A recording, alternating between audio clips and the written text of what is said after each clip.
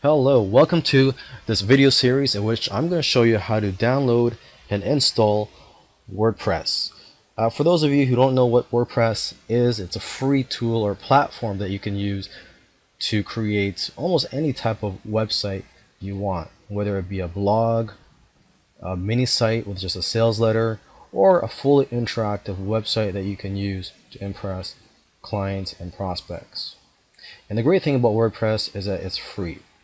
In this video course, I'm going to show you how to download and install the latest version, which is version 3.5.2. So that's another great thing about WordPress, is that it is always being updated and improved.